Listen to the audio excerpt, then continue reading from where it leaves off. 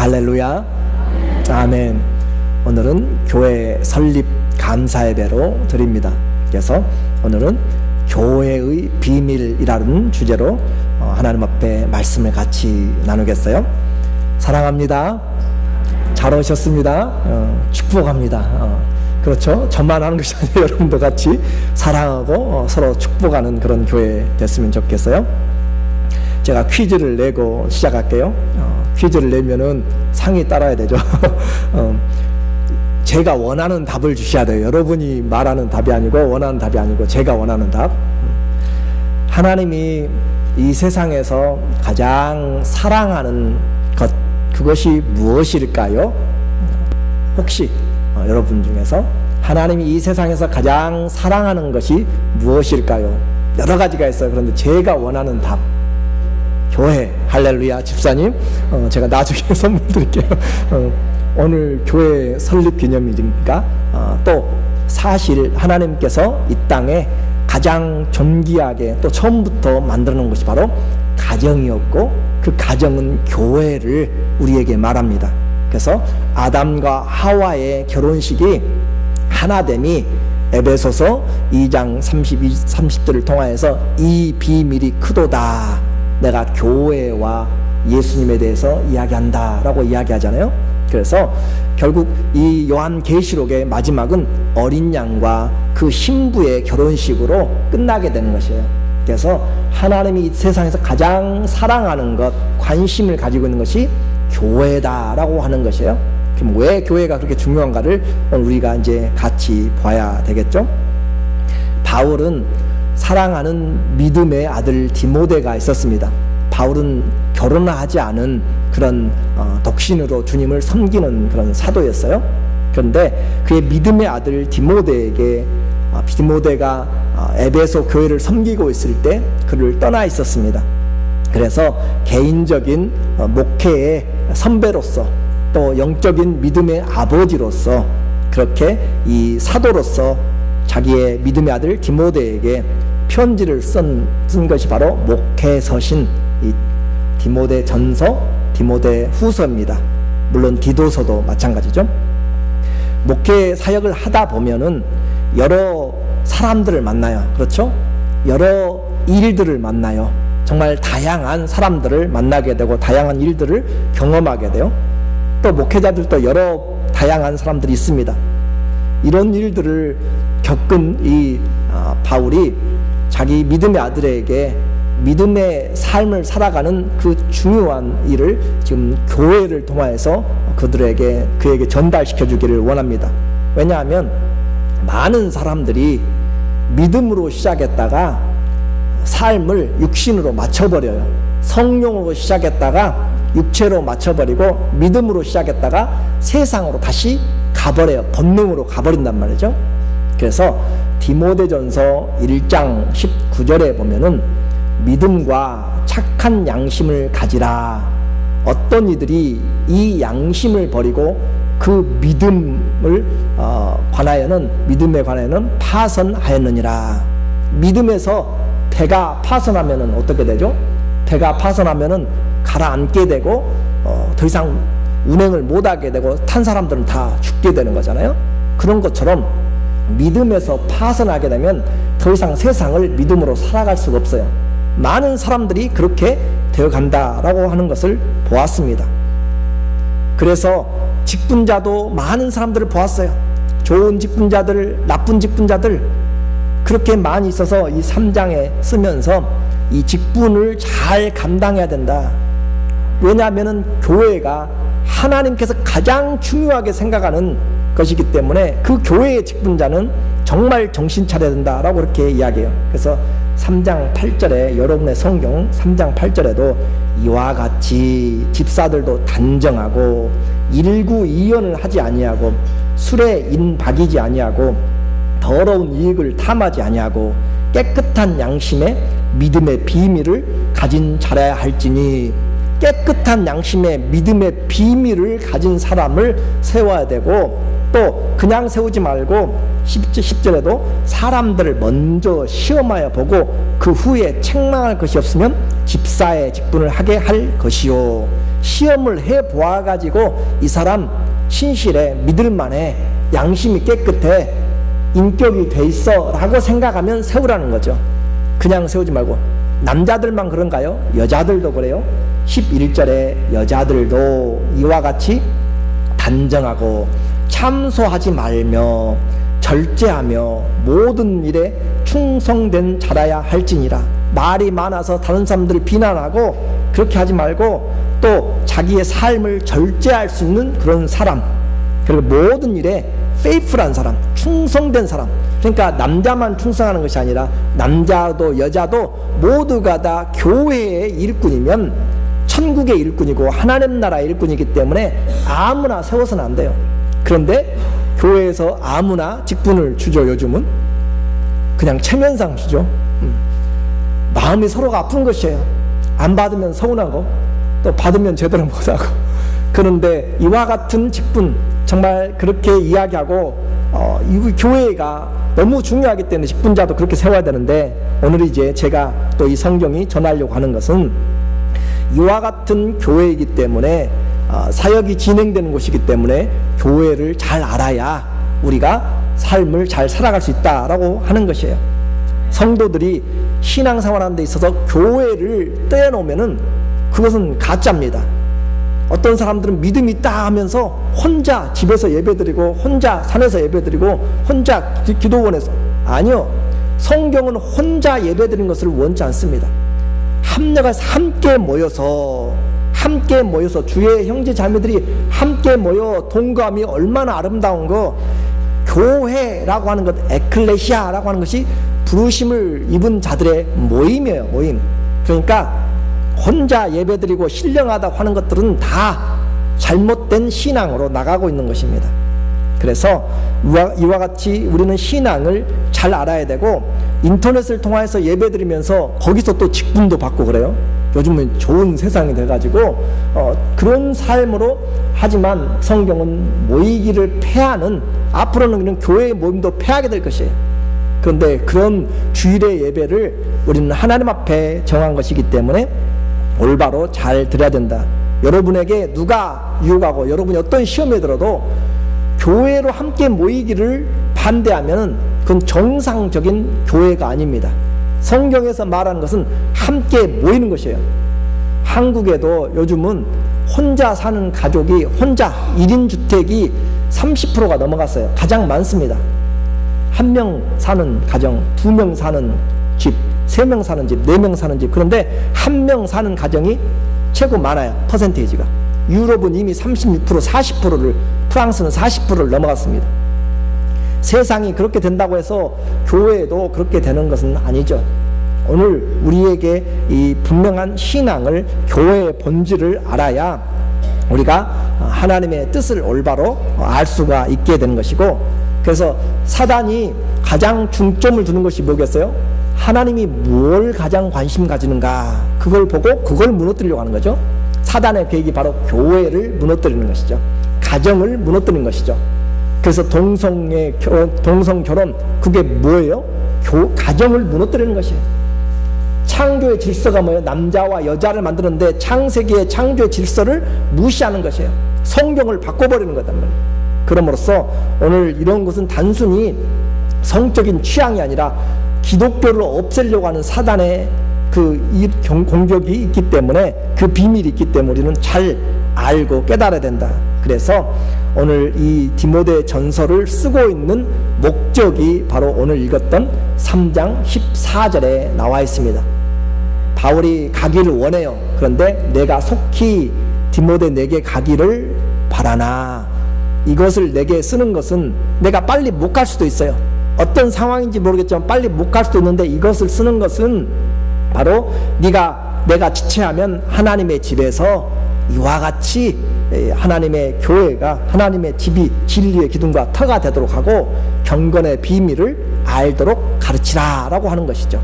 내가 빨리 못 가더라도, 내가 이 편지를 쓰는 것은 지체하더라도 하나님의 집에서 어떻게 행해야 될 것을 알게 한다.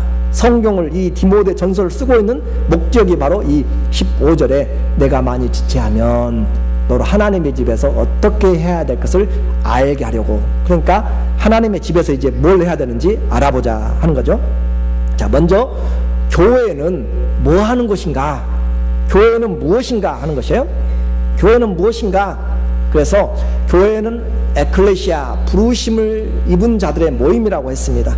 세상에서 그리스도에게로 부르심을 입은 자들, 그 사람들을 성도, 거룩한 자들이라고 이야기하죠. 그들의 모임이 교회입니다. 그들이 또 교회죠. 그래서 여기서 15절에 보니까 만일 내가 지체하면 너로 어디서요? 하나님의 집에서. 어디서요? 하나님의 집에서 어떻게 행해야 될 것을 알게 함이니. 하나님의 집, 교회를 뭐라고 부르냐면 하나님의 집이라 라고 이야기해요. 오이코스 데우라 라고 이야기하죠. 하나님의 집. 그런데 이 집이라고 하는 단어에는 두 가지의 의미가 있습니다. 하나는 말 그대로 집이에요. 하우스입니다. 또 하나는 그 하우스에 살고 있는 하우스홀드입니다. 그래서 그 세대, 살고 있는 사람들, 정확한 번역은 권속 또는 가족이라는 단어가 여기서는 맞습니다. 그래서 하나님의 권속 중에서, 하나님의 가족들 중에서, 가족에서 어떻게 행해야 될 것을 알 것이다. 알리려고 한 것이다. 그래서 이 하나님의 집, 하나님의 가족은 어떻게 살아야 될 것인가? 하나님의 집이라 라고 하는 단어는 이스라엘 사람들에게는 아주 익숙하죠. 왜냐하면 구약의 율법을 받을 때부터 성막과 성전이 항상 그들에게 있었잖아요. 언제 어디든지 이 광야를 지나가면서 광야에서 보면 불기둥이 있고, 밤에는, 낮에는 구름 기둥이 있어서 저곳은 하나님의 장막 또는 회막 또는 성막, 증거막, 그렇게 불리어지는 하나님의 성막, 그리고 가나안 땅에 정착해서는 움직이지 않도록 지어놓은 성전, 템플이 되는 것이죠. 그렇게 하나님의 집은 구별되어 있습니다. 왜냐하면 항상 그곳을 중심으로, 요즘도 주이시들은 비행기 타고 어디를 가든지 간에 시간이 되면은 예루살렘을 향하여서 몸을 틀고 돌려서 기도를 합니다. 공항 같은 데 가도 그들은 예루살렘이 어딘지를 분명히 알아요. 예루살렘을 향하여서 그렇게 시간을 맞춰서 그렇게 하나님의 집이라고 하는 것을 그들은 잊지 않습니다. 하나님의 집에는 누가 살아요? 여러분의 집에는 누가 살아요? 가족이 살죠. 가족. 하나님의 집이라고 하면은 가족이 사는 것이에요. 그래서 첫 번째 제가 여러분에게 성경이 지금 나누려고 한 것은 뭐냐? 교회는 하나님의 가족들이 모이는 곳입니다. 여러분들은 어떤 사람들이에요? 하나님의 가족들이에요. 하나님의 가족들은 얼마나 귀해요? 식구 한 사람만 멀리 떠나 있다 와도 기대가 되고 감사하고 안부가 되죠. 떠나 있어도 생각지도 않으면 가족이 아니에요. 같이 살아도 등 돌리고 살고 말이 서로 섞어지지 않으면 가족은 가족이 돼, 가족이 아니에요. 우리는 하나님의 가족, 집이다 라고 교회를 이야기해요. 세상에 살아가다가, 일주일 동안 살아가다가 주일에 함께 정한 시간에 아버지의 집으로 모이는 것이 아버지 집으로. 아버지 집으로 올 때 여러분 기쁘세요? 슬프세요? 추석 때 명절을 맞이러 여러분이 갈 때, 고향으로 갈 때 기쁨이 있어요? 없어요? 기쁨이 있는 것처럼 매주일 일하다가도 주 앞에 나오는 이 주일은 감사가 있고 모든 걸 뒤로하고 우리 아버지 집으로, 우리 형제 자매들, 그렇게 형님 누나 집으로, 엄마 아빠 집으로 오는 거예요. 그것이 우리 교회입니다. 그러므로 세상이 주지 못하는 그 기쁨이 바로 이 교회에서 있기 때문에 우리는 다 여러분이 인정하든지 안 하든지 한 가족, 하나님을 아버지로 모시고 살아가는 가족들이에요. 그래서 인사 한번 해야 돼요. 내가 몰라봤습니다. 우리 가족인데도 몰라보고 살아가는 사람들이 많잖아요. 안 그래요? 우리 가족인데도 모르고 제가 언제 봤던가 하는 사람들도 있어요. 교회가 가족인데도 우리 가족인가? 너 언제 애 낳았어? 라고 그렇게 물어보면 안 되는 거예요. 시집 갔어? 라고 물어보면 안 되는 거예요. 그래서 가족은 가족인 것처럼 서로가 서로를 사랑해주고 허물을 덮어주고, 그렇게 다 마음이 드는가요? 여러분 가족들 서너 명만 돼보세요. 아니 부부간만 돼도 마음이 맞던가요? 안 맞아도 가족이기 때문에 덮어주고, 가족이기 때문에 함께 살고 품어주고 용서하고 용납하고 하는 것이에요. 아무리 호적에서 파놔도 그 진짜는 지울 수가 없어요. 그렇죠? 그게 하나님이 우리에게 주신 이 세상에서 가족을 왜 줬어요? 가족을 하나님 나라를 알라고 주신 거예요. 하나님 나라에는 영원한 가족으로 우리는 헤어질래 헤어질 수도 없고 안 볼래 안 볼 수도 없다니까요. 그러니까 이왕에 하나님의 자녀로 부르심을 입었으면 영원히 봐야 되기 때문에 인상 쓰는 것이 아니라 감사하고 미워하는 것이 아니라 사랑하고 그렇게 해야 나중에 하나님 앞에 갔을 때 민망하지 않고 덜 쑥스럽다니까요. 오늘 우리에게 이와 같이 형제 자매가 아버지 집에서 살아가는, 그래서 다윗은 그 아버지 집에 살아가는 것이 일평생 꿈이었어요.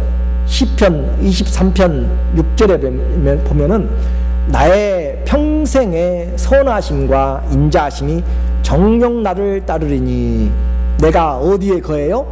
여호와의 집에 영원히 거하리로다. 여호와의 집에 영원히 거하는, 우리는 어디를 향해서 이 땅에 가냐면은 하나님의 집을 향해서 가는 것이에요.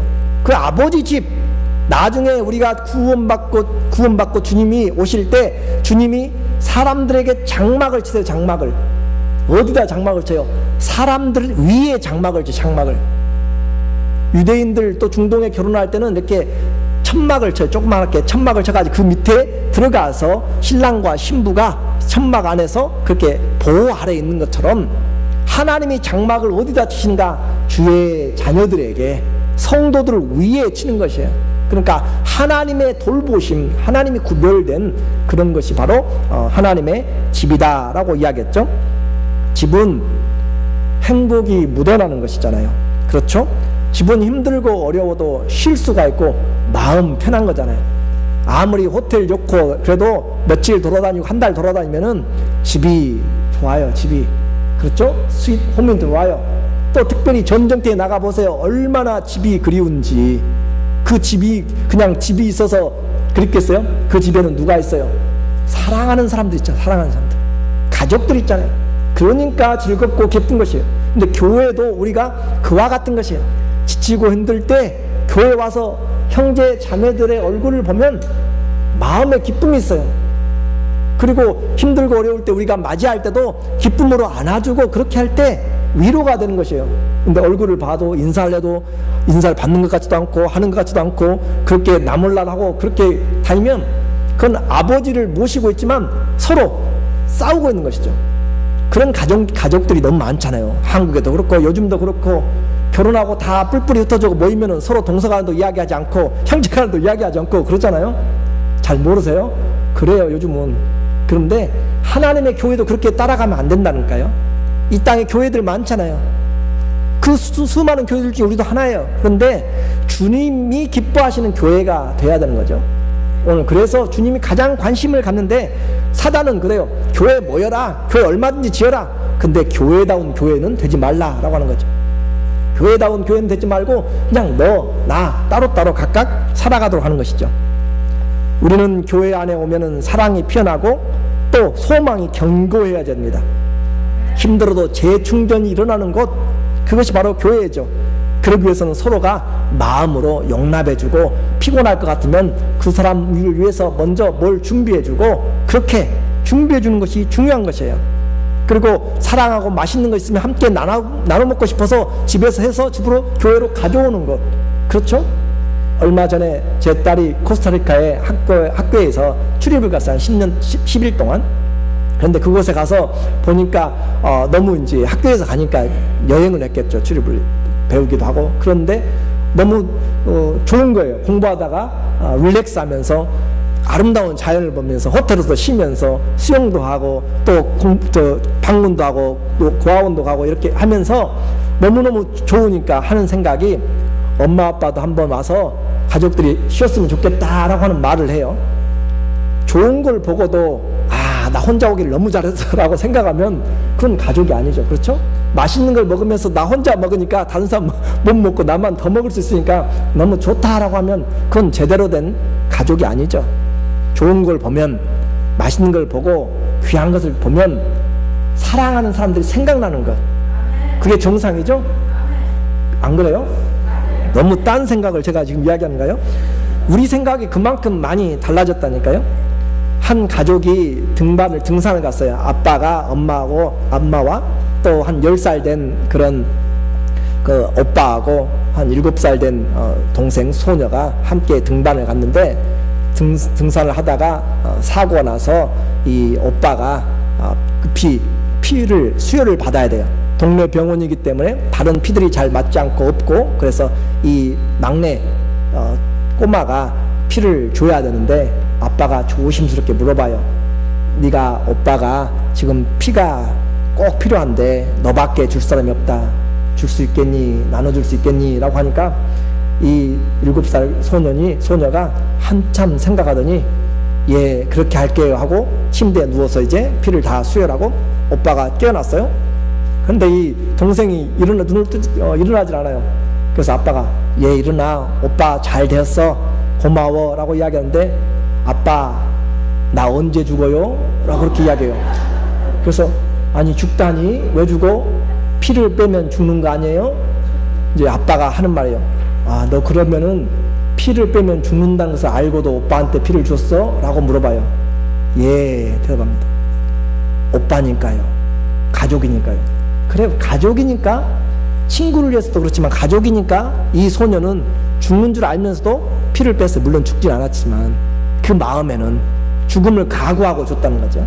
가족은 사랑으로 하나 되어야 하는 것이고, 가족은 사랑하지 않으면 다시 회복시켜야 되는 것이에요. 그래서 가족은 절대 포기하면 안 됩니다. 아무리 말썽꾸러기가 있고 무엇을 하든지 간에 우리는 주님이 세워주는 가족을 위해서 기도하고 주 예수를 믿으라, 그리하면 너와 내 집이 구원 얻으리라는 약속을 붙잡고 다시 기도하시기를 주의 이름으로 축원합니다. 교회는 어떤 곳이라고요? 하나님의 가족들이 모이는 곳. 두 번째로, 교회는 이렇게 하나님의 가족들이 모이는데 그 교회를 주님은 또 다른 말 이야기해요. 15절에 보니까 2장 15절에 너로 하나님의 집에서 어떻게 행해야 될 것을 알게 함이니, 이 집은 뭐라고 이야기해요? 살아계신 하나님의 교회요 라고 이야기해요. 자, 하나님의 집이라고 이야기했는데 이제는 하나님의 집을 어떻게 표현하냐면 살아계신 하나님의 교회라 라고 이야기해요. 왜 살아계신 하나님이라고 이렇게 이야기하는가? 에베소에서 지금 이 디모데가 사역을 하고 있어. 소아시아 에베소 지역입니다. 그곳에는 세계 7대 불가사이라고 하는 그런 아데미, 비너스죠. 그런 아프로디테 그 신이죠. 그 여신, 미의 여신을 섬기는 신전이 어마어마하게 큰 것이 있습니다. 거기서 일하는 사제들만 해도 여자들 사제들이 1000명이 넘는다는 그런 기록이 있는 것처럼 그와 같이 큰 엄청난 그런 것이 있는데, 거기에 있는 그 깎아놓은 우상, 새겨놓은 것들은 전부 다 살아있는 것이 아니죠. 아무리 눈을 아름답게 그려놔도 볼 수가 없어요. 머리카락이 아무리 길어도 그것으로는 그렇게 흔들리지도 않는 것이고, 또 발도 걸어갈 수도 없고 손으로 만질 수도 없고 그 무엇도 냄새 맡을 수도 없고 할 수가 없어요. 우상인데 그 우상이 아니라 이 교회는 살아계신 하나님의 교회다. 하나님은 살아계신단 말이죠. 우상은 죽어있는 것이고 하나님은 살아있다라고 하는 것을 지금 이야기를 하고 있습니다. 그래서 이 하나님의 집을 사람들 너무 가볍게 생각해요. 교회를 코스코만 들어가려고 해도 멤버십이 있어야 되잖아요. 그렇죠? 한 나라의 그 국회나 청와대나 화이트하우스나 가려고 하면 신분증 가지고도 잘 못 들어가요. 저도 방문해가지고 화이트하우스 들어가려고 했더니 안 돼요. 당일은 안 됩니다. 아무리 뭘 제시해도 안 돼요. 물론 그 대통령이 나와서 데리고 가면 되겠죠. 예를 들어서. 그런데 이와 같이 그런 세상의 그런 장소도 함부로 들어갈 수 없고, 심지어는 식당에 가서도 자기 마음대로 그렇게 말하고 객기 부리고 그러면 잡혀가잖아요. 그런데 하나님의 집에서, 살아계신 하나님의 집이 누구인지를 잘 모르는 것 같아요. 이 교회가 누가 주인인지 그걸 잘 모르는 것 같아요. 살아계신 하나님이 주인이라고 이야기하는 거죠. 그런데 그 살아계신 하나님의 집에 들어와서 마음대로 말을 해요. 마음대로 행동하고요. 또 마음대로 물건도 자기 마음대로 옮겨가고 또 더럽게 만들고, 거짓말하고 교만하고 집 주인을 무시하는 행동을 전혀 부담 없이 거리낌 없이 그렇게 합니다. 그런데요, 살아계신 하나님은 지켜보고 계세요. 살아계신 하나님은 모든 것을 아세요. 뿐만 아니라 심판하신다라고 하는 것이에요. 이 하나님이 문제가 뭐예요? 우리 눈에 보이지 않기 때문에. 살아계신 하나님이 이 자리에 계신 것을 알지 못하니까 지금 딴 생각하고 있어요. 지금 마음대로 예배드리고 있는 것이고, 살아계신 하나님이 계신 것을 보지 못하면 우리는 예배를 제대로 드리지 못합니다. 하나님의 집이라는 것은 하나님의 임재가 있는 것이고, 하나님의 영광이 있는 것이고, 하나님과의 교제가 있는 것이에요. 살아계신 하나님이십니다. 그분 앞에 우리는 예배드리며 지금 그분의 말씀을 듣고 있는 것이에요. 그것을 보지 못하기 때문에 하나님의 집에서 마음대로 해요. 마음대로 하고, 사람들이 예배드리러 온 것들 구약에 보니까 좋은 고기들을 가져오면은 하나님께 드려야 되는데 그 제사장들이 자기들이 먼저 먹어버리고 그렇게 순서도 바꿔버려요. 하나님을 경홀하게 생각합니다. 만홀히 여겨요. 그래서 엘리의 제사장의 아들들이 망합니다. 사무엘상 2장 17절에 보면 이 소년들의 죄, 제사장들이에요. 이 소년들의 죄가 여호와 앞에 심히 크면 그들이 여호와의 제사를 멸시합니다. 여호와의 예배, 하나님 앞에 드리는 예배를 여러분 어떻게 생각하세요? 멸시하고 계세요? 하나님이 들으신다고, 하나님이 보신다고, 기도를 받으시고 찬송을 받으신다고, 그 하나님이 지금 지켜보고 있다는 것에 대해서 우리는 얼마나 신경을 쓰세요? 하나님께 드리는 예배를 멸시하였더라. 그래서 29절에 말합니다. 너희는 어찌하여 내가 나의 처소에서 명한 나의 제물과 예물을 밟으며 내 아들들을 나보다 더 중히 여겨 내 백성 이스라엘에 드리는 가장 좋은 것으로 스스로 살찌게 하였느냐. 제사장의 일만 문제입니까? 이 말은 무슨 말이에요? 제사장이 이 정도 문제가 됐다면 일반 백성들은 어떻겠어요? 그 말이죠. 지도자들이 타락했다면 그 백성들은 어떻겠냐 이 말이죠. 또 반대로도 마찬가지겠죠. 오늘 우리에게 하나님이 살아계신 그 집에 내가 들어와서 예배드린다. 그래서 실영과 진정으로 예배드리라 라고 하잖아요. 하나님은 그런 사람들을 찾으시고, 그래서 하나님 앞에 우리는 나올 때 정말 잘 생각을 해야 됩니다. 옛날에 한 수도원에 훌륭한 그런 원장이 있었어요. 근데 수도원생들이 많이 있는데 그 중에서 유독 한 아이를 이 수도원장이 사랑을 해요. 그래서 다른 수도원생들이 이 원장에게 아주 불만이 많았어요. 폭발할 지경에 왜 특별히 머리도 좋은 것도 아니고 잘생긴 것도 아니고 볼품도 없는데 왜 쟤만 특별히 사랑하는가. 그렇게 마음에 불만이 생겨서 수도원장에게 따졌더니 내가 너희들에게 한 가지 문제를 내겠다. 그것을 다 해결하면 내가 답을 알려주겠다. 내가 왜 저 소년을 사랑하는지. 그래서 수도원장이 학생들을 다, 수도원생들을 모아서 새를 한 마리 줬어요. 새를 한 마리씩 다 주고 가서 오늘 저녁 때까지 아무도 안 보는 데 가가지고 이 새를 죽여서 가지고 와라. 저녁 때까지 와라 라고 하니까 한 마리씩 다 주니까 여기 계신 이 학생들이 다 한 마리씩 가지고 가서 아무도 안 보는 데 가서 다 죽여서 저녁 때가 되니까 한 사람 두 사람 모여가지고 그 앞에 마당에 죽은 새들이 가득해요. 근데 아직도 한 명이 안 왔어요. 찾아보니까 그 학생이에요. 특별히 사랑받는 아이, 못생긴 아이, 뛰어나지도 않는 아이. 좀 더 기다려보니까 그 애가 오는데 손에 새를 가지고 왔어요. 살아있는 새를. 왜 살아있는 새를 가지고 왔어? 죽여서 오라고 그랬잖아 라고 하니까 이 소년이 하는 말이,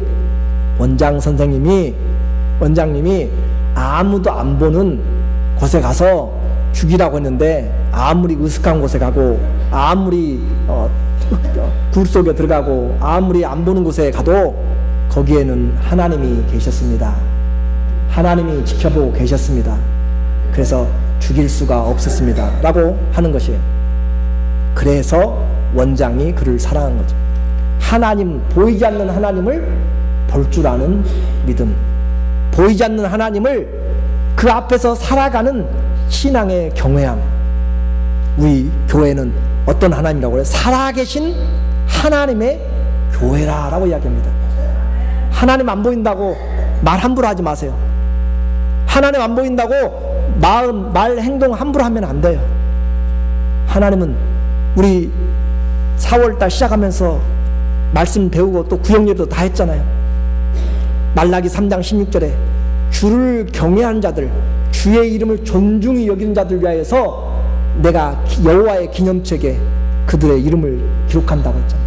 그들의 삶을 기록한다고 했잖아요. 하나님의 집에는 이제 살아계신 하나님의 집에 누가 갈 수가 있습니까? 어떤 마음으로 가야 돼요? 이제 시편 24편 3절에 보니까 여호와의 산에 오를 자 누구며 그 거룩한 곳에 설 자가 누군고. 곧 손이 깨끗합니까? 행동이 깨끗해요? 마음이 청결하고 뜻을 허탄한 데 두지 아니하며 거짓 맹세하지 아니하는 자들이 주의 살아계신 하나님 앞에 나가는 것이죠. 그래서 그런 마음으로 와서 우리는 죄를 지었기 때문에 와서 뭐 하는 거예요? 오면 뭐 하는 것이에요? 회개하는 거예요. 회개. 그렇게 살지 못했으니까 오늘도 주님의 피로 나를 깨끗하게 해달라고. 그래서 우리 교회는 교회 오면은 부엌에 봉사하러 가기 전에 어디 가기 전에 먼저 와서 이 예배당에서 와서 하나님께 먼저 기도하고 주님의 도우심을 입고 주의 은혜를 입어서 봉사를 하고 그렇게 하는 거잖아요.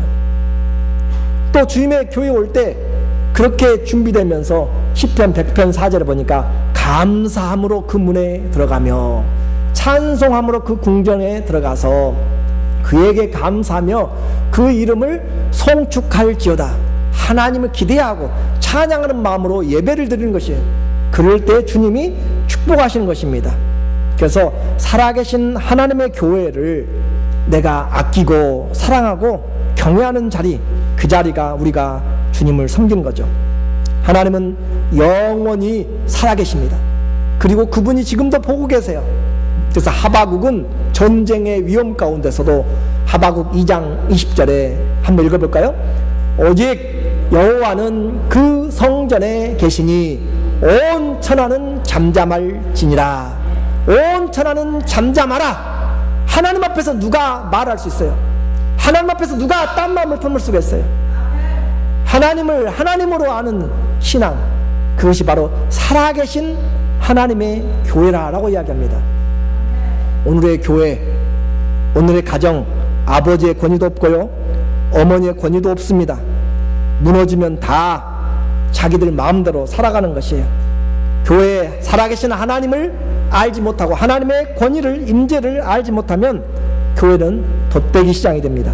복덕방이 되고요, 또 다방이 됩니다.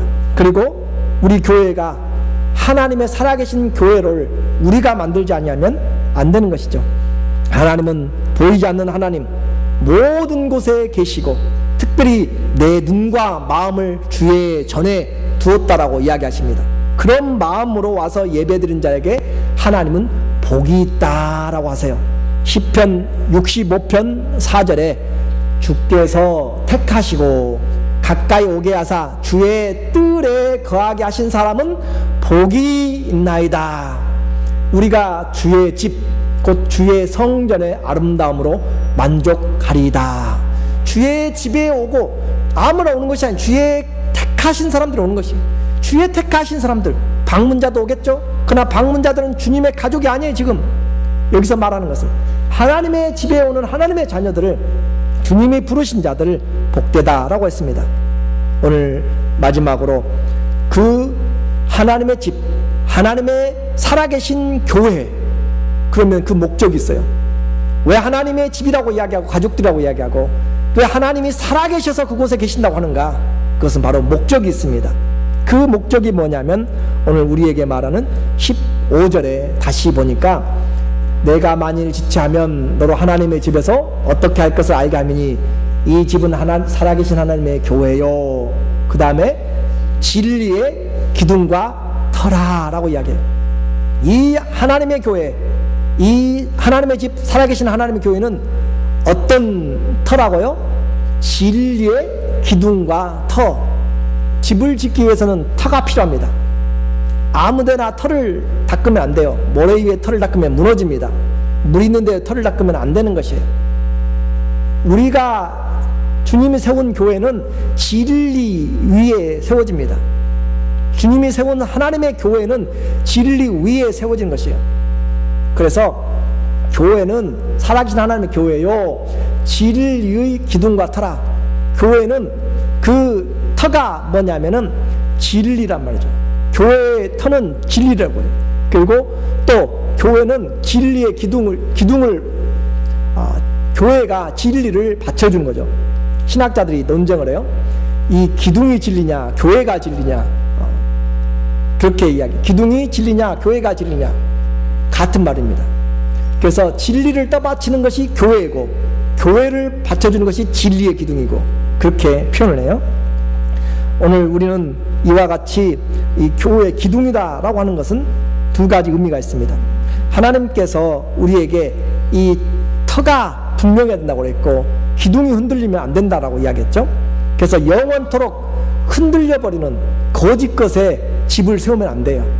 시간이 지나면 변해버리는 것에, 바꿔주는 것에 터를 세우면 안 돼요. 이 세상에 아무리 해도 이 세상이 망할 때 다 무너져 갑니다. 그러나 진리의 터 위에 진리의 기둥으로 세워진 교회는 이 세상의 풍파와 우주적인 그런 대환란이 닥쳐도 무너지지 않습니다. 어떤 사단의 권세도 교회를 무너뜨릴 수 없어요. 마태복음 16장 18절에 내가 이 반석 위에 내 교회를 세우리니 음부의 권세가 이기지 못하리라. 하나님이, 살아계신 하나님의 가족들, 그곳 그 진리의 터 위에 세워진 교회는 음부의 권세가 그것을 해하지 못합니다. 음부의 권세를 오히려 깨뜨리는 것이 교회의 권세고 진리의 권세죠. 그래서 터는 분명히 우리는 흔들리지 않는 예수 그리스도와 사도들과 선지자들의 터 위에, 신앙 고백 위에 교회가 세워졌어요. 그러면 기둥이 있습니다. 터가 아무리 든든해도 기둥이 힘이 없으면 이 집을 받칠 수가 없어요. 기둥은 두 가지 의미가 있어요. 하나는 집을 전체적으로 받쳐주는 것이죠. 이 앞에 기둥들 또 빔들을 무너뜨리면 그냥 무너집니다. 그런데 그렇게 진리를 받쳐주는 것만이 아니라 이 하나님의 교회는 진리를 전하고 견고케 하는 거죠. 그래서 하나님의 교회는 진리를 받쳐줄 뿐만 아니라 진리의 기둥이다. 그래서 이 진리를 받쳐주는 기둥, 그 말은 멀리서도 교회를 볼 수 있도록, 진리를 볼 수 있도록 멀리서도. 왜 이 표현을 쓰냐면은 7대 불가사의라고 하는 그 아데미 신전, 그곳에 정말 사람들이, 여러 사람이 함께 가야만 붙을 수 있는 그런 큰 기둥들이 18m의 높은 기둥들이 수백 개가 지금도 남아있잖아요. 그와 같은 기둥들이 있는 것처럼 그 기둥은 멀리서도 보는 것이에요. 멀리서. 그래서 기둥은 교회는 진리를 떠받치는 것뿐만 아니라 세상 사람들이 저곳이 진리다 라고 볼 수 있도록 진리를 지키고 변호하고 전파하는 것이 바로 교회다 라고 하는 거죠. 교회에서 진리가 없어지면 교회는 더 이상 힘이 없습니다. 교회는 뭘 떠받치고 있어요? 진리를 떠받치고 있어요. 그럼 진리가 뭐예요? 이제 설교의 결론입니다. 16절에 오늘 우리에게 이야기를 하고 있죠. 그래서 진리는 이 하나님의 이 진리가 풍성하게, 하박국 2장 14절에 물이 바다를 덮은 것 같이 여호와를 인정하는 것이 온 세상에 가득하도록까지 진리를 전해야 된다. 이 진리가 뭔가 오늘 우리에게 말하는 것이잖아요. 그래서 진리 안에서 행하는 자들을 기뻐하는데 16절을 볼게요. 16절에 보면은 2장 16절에 오늘 우리에게 말하기를 16절에 보면 크도다 경건의 비밀이여, 그렇게 이야기해요. 16절 중요합니다. 크도다 경건의 비밀이여, 그렇지 않다 하는 일이 것이 없다. 그는 육체로 나타나신 바 되었고 영으로 의롭다 하심을 입으시고 천사들에게 보이시고 만국에서 전파되시고 세상에서 믿음 받으시고 영광 가운데서 올리셨느니라. 여러분에게는 피곤하고 잠 오는 말 같죠? 이 말이 얼마나 대단한 말이냐면, 바울이 지금 이 16절은 시로 돼 있어요. 시로 6줄의 시입니다. 육행시예요. 그래서 육행시로 되어 있는데 어떻게 되어 있냐면은 그는 육신으로 나타나신 바 되고 또 영으로 의롭다 하심을 입으시고 천사들에게 보이시고 만국에서 전파되시고 세상에서 믿음 받으시고 영광 가운데 올리셨다. 이것이 시로 되어 있어요. 한 절씩 한 절씩. 왜 이렇게 썼냐면은 말씀드렸죠. 사도행전 19장 34절에 보면은 그 아데미 신전에서 바울과 그 선교팀이 복음을 전할 때 소동이 일어났어요. 이들이 이 에베소에 듣지도 보지도 못한 걸 가져와 가지고 정말 이 질서를 깨뜨린다라고 하면서 그들이 그 아데미 신을 높이는데 모여가지고 함께 모여가지고 2시간 동안이나 크도다 에베소 사람의 아데미요, 크도다 에베소 사람의 아데미 하면서 2시간 동안 사람들이 다 모여가지고 소리 지르면서 아데미를 외쳤다니까요. 그 장소가 바로 에베소예요. 그래서 바울이 그것을 기억하면서 여기다 이야기하잖아요. 살아계신 하나님의 교회, 하나님의 집, 진리의 기둥과 터, 그곳은 어떤 곳이냐? 크도다, 경건의 비밀이요. 아데미가 큰 것이 아니라 이 비밀이 큰데, 이 비밀이 뭐예요? 예수 그리스도가 크다.